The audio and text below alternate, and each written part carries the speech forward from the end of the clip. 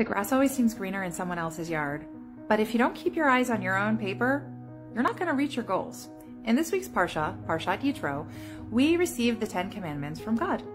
And the 10th one is a good one, lo tichmod. Don't covet what your neighbor has. Now, as a personal organizer, I see this all the time. People are always like, well, so-and-so has this and so-and-so does that, or they seem to be able to do it all. How do they manage it? But the thing is, it doesn't matter how they manage it. It matters how you manage your things. This week, one of my members in the Journey to Organization membership said to me that she was feeling a little bit overwhelmed with all the responsibilities that she had to get done. She volunteers regularly and she felt that she had overextended herself a little bit.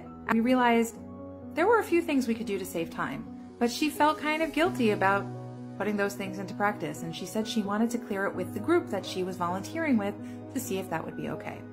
I told her I'm sure it would be and that no one would care, and sure enough, everybody was okay with the changes she wanted to make. But she still felt really bad, and when we dug a little deeper into it, we realized it was because everybody else seems to have it so together and nobody else needs to seem to make changes. But the truth is we don't really know if other people are feeling overwhelmed because not everybody shares everything, and that's okay to not share everything. Trying to keep up with the koans and looking at what other people have does not help us move forward. It only makes us feel bad about ourselves. Keep your eyes on your own paper. Don't worry about what other people are doing or what they have. Just focus on where you need to go and what you need to get done.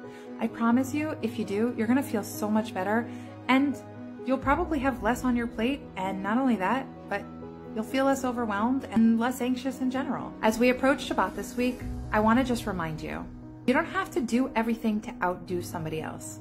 Keeping things simple is okay. You don't need 10 proteins. You don't need 10 side dishes. If you have 1 or 2 proteins, you're good. And if you have 2 or 3 vegetables, you're fine. Seems like it might not elevate Shabbos, but the truth is it does. Sitting at the table, all worn out and exhausted, isn't the way we're supposed to enjoy the day of rest. So just remember, don't worry about what anybody else is doing and focus on what you can do, because you're right where you're supposed to be, and that's a good place. Shabbat Shalom, I'm Yisrael Chai.